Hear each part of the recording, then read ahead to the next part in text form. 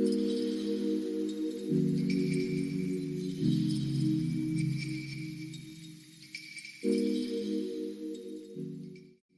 Swastiastu, baik di sini kami akan mempresentasikan terkait proyek KMMI yang sudah kami buat. Nah, sebelum mempresentasikan proyek yang sudah kami buat, izinkan kami memperkenalkan diri terlebih dahulu.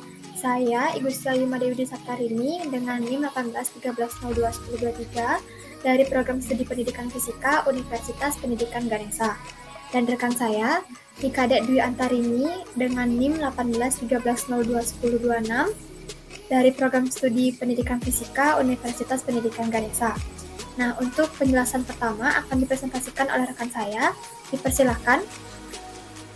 Baik, di sini saya akan menjelaskan tentang analisis faktor struktur. Nah, material yang dipilih adalah pirolusite dengan faktor strukturnya adalah MnO2.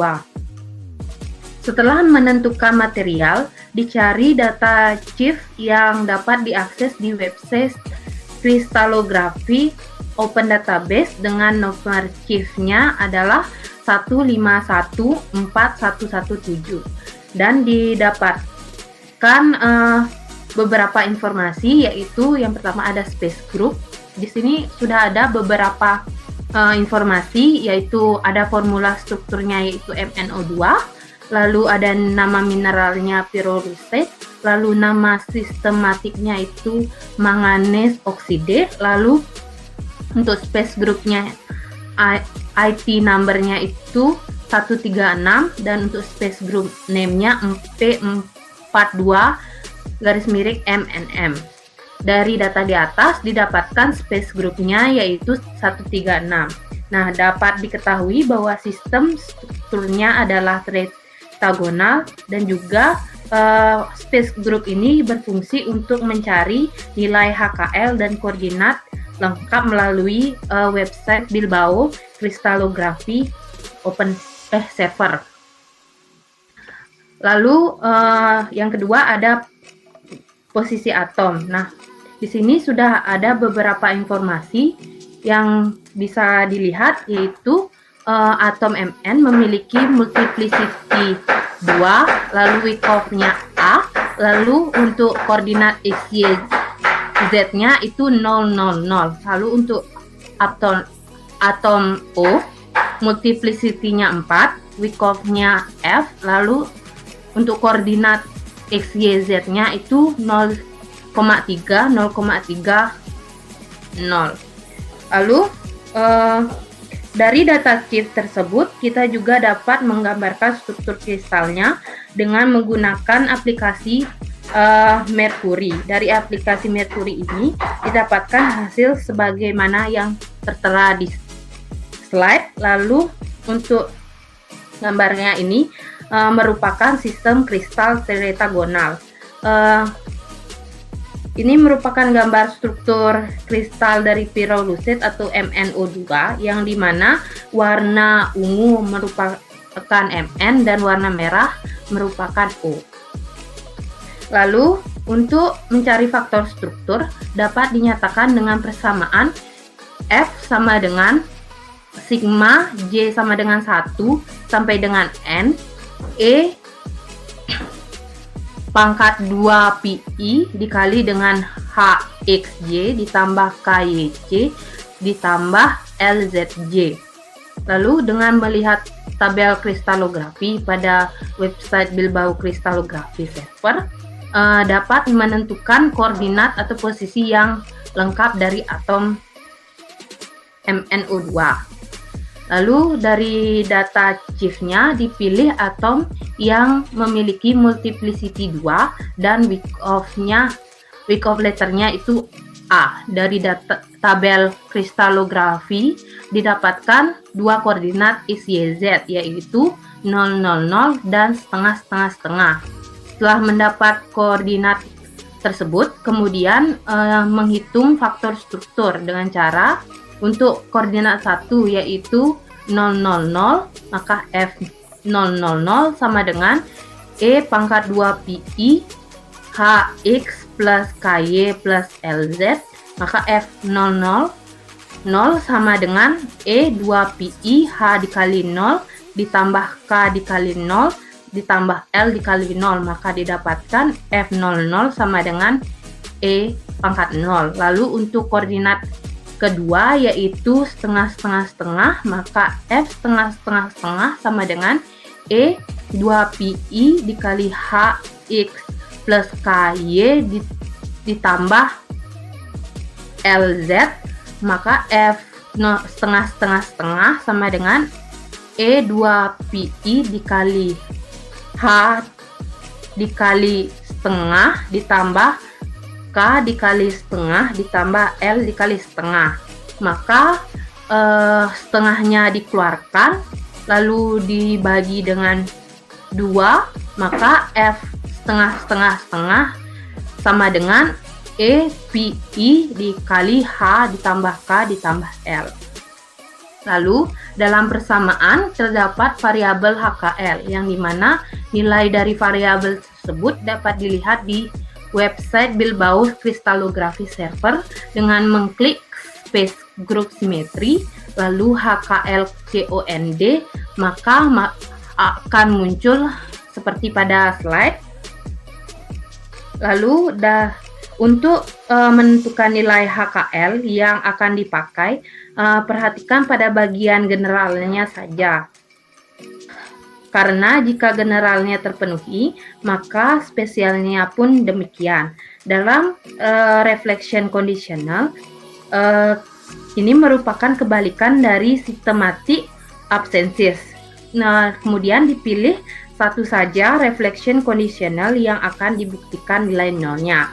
Dalam pembahasan ini dipilih reflection conditional 00L dengan nilai L yang tidak sama dengan 2N atau bukan kelipatan 2, atau nilai L yang sama dengan 2N plus 1 atau ganjil agar nilai faktor strukturnya itu 0. Kemudian setelah menentukan HKL yang dimana HKL-nya sama dengan 00L dan L bernilai ganjil yang dimana diambil bahwa L itu sama dengan 1, maka didapatkan HKL-nya menjadi 00L sehingga didapatkan faktor strukturnya F sama dengan sigma E pangkat 2PI dikali HX ditambah KY ditambah LZ sama dengan E pangkat 0 ditambah E pangkat PI dikali H ditambah K ditambah L. Kemudian ganti variabel HKL menjadi 00L, maka didapatkan F sama dengan E pangkat 0 ditambah E pangkat PI dikali dengan 0 ditambah 0 ditambah 1. Maka didapatkan F sama dengan E pangkat 0 ditambah E pangkat PI dengan E pangkat 0 itu sama dengan 1 dan E PI itu sama dengan min 1. Maka hasilnya F sama dengan 1 ditambah dengan minus 1. Maka F sama dengan 0 sehingga didapatkan nilai faktor strukturnya sama dengan 0. Kemudian untuk requirement-nya akan dijelaskan oleh rekan saya, Widi. Widi, silakan. Baik, di sini saya akan menjelaskan mengenai analisis refinement dengan menggunakan Mauth. Untuk itu saya akan melakukan share screen. Nah, selanjutnya kita akan melakukan analisis refinement dengan menggunakan Mauth, di mana untuk langkah yang pertama kita lakukan adalah memasukkan data yang sudah kita peroleh dari RRUF ke dalam plot sehingga muncul seperti gambar yang ada pada aplikasi Mauth tersebut. Nah, setelah gambar tersebut atau data tersebut sudah kita masukkan, kemudian kita klik Pages dengan memasukkan chip yang sudah kita download dengan cara mendrag folder chip ke dalam Pages tersebut. Nah, kemudian kita klik chip yang sudah kita masukkan, kemudian klik Choose. Nah, setelah kita memasukkan data chip, kita melakukan compute spektra dengan mengklik icon yang ada di aplikasi Mauth. Nah, setelah terdapat data seperti ini, kita cari agar datanya ini menghasilkan konvergen dengan cara melakukan analisis background and scale parameter. Kemudian klik Go. Nah, setelah kita menunggu dan terdapat tulisan End of Refinement, kita cek apakah data tersebut sudah konvergen atau belum. Jika belum, selanjutnya kita akan menganalisis kristal struktur analisis. Di sini kita tinggal klik dan kemudian kita mengklik Go karena kita akan menganalisis kristal struktur analisisnya. Kemudian kita tunggu datanya akan menghasilkan konvergen atau tidak.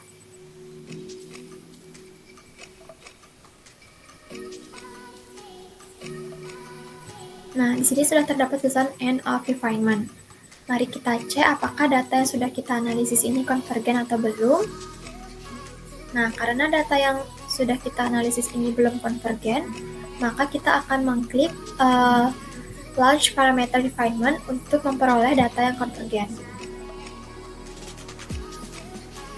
Jika data yang tersebut belum konvergen, maka kita klik lagi sekali terkait launch parameter refinement-nya sampai data tersebut memperoleh data yang konvergen.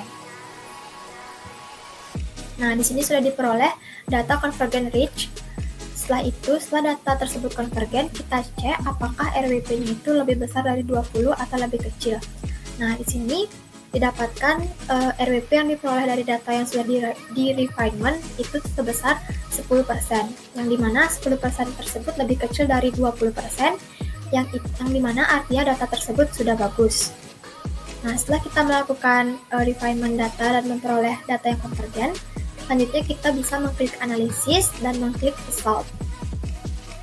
Nah, setelah kita mengklik result, kita akan memperoleh data refinement parameter seperti yang ada di slide, di mana data ini akan kita analisis dan kita masukkan ke dalam Word sehingga diperoleh hasil seperti ini.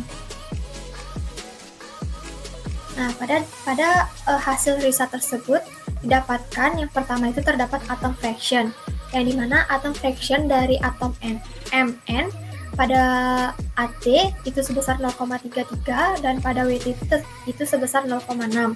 Sedangkan untuk atom O, AT-nya itu sebesar 0,6 dan WT-nya itu sebesar 0,36. Nah, pada hasil riset tersebut tidak hanya mendapatkan hasil atom fraction, tapi juga kita mendapatkan hasil crystallographic structural parameters, di mana atomnya ini diperoleh untuk atom Mn, posisinya itu adalah 1, multiplicity-nya itu adalah 0, X, Y, Z-nya itu adalah 0, sedangkan untuk atom Y itu posisinya itu adalah 1, multiplicity-nya adalah 4, untuk X dari atom O itu adalah 0,3232, sedangkan untuk Y-nya itu adalah 0,3232 dan untuk Z-nya itu adalah sebesar 0. Nah, di sini juga diperoleh chemicalnya adalah MnO2 dan space group-nya itu adalah P42-MnM. Nah, dari hasil result yang tadi, kita juga mendapatkan Miller HKL Index, di mana pada HKL ini kita akan cocokkan dengan grafik yang sudah kita peroleh di MAUT, yang dimana kita dapat lihat pada puncak tertinggi apakah dia cocok dengan HKL yang sudah kita peroleh di result yang tadi. Nah, di sini terdapat garis merah dan garis hitam. Kenapa garis merah dan garis hitamnya tidak sama? Hal ini dikarenakan karena ada beberapa mineral di luar dari mineral MnO2 yang terkandung dalam analisisnya. Nah, pada titik tertinggi atau puncak tertinggi ini kita dapat lihat di manakah puncak tertinggi ini berada. Nah, puncak tertingginya ini ternyata berada di antara 3,12 sampai dengan 3,14. Kemudian kita cocokkan dengan hasil analisis yang diperoleh dari resultnya, dan ternyata yang cocok itu adalah HKL-nya sebesar 1, HKL-nya 1,1,1 dengan multiplicity-nya 4 dan D Armstrong itu sebesar 3,1228. Nah, pada HKL yang sudah kita peroleh di result tadi, ternyata khususnya pada nomor 10 ini menghasilkan HKL yang bernilai ganjil, di mana apabila dia dimasukkan ke dalam rumus faktor struktur akan menghasilkan nilai faktor strukturnya itu sebesar 0. Baik, sekian yang dapat kami presentasikan terkait proyek KMMI yang sudah kami buat dalam mata kuliah Material Science for Industry. Kurang dan lebihnya kami mohon maaf, dan untuk kali ini presentasinya kami akhiri dengan Parama Santi. Om Santi Santi Santi Om. Terima kasih.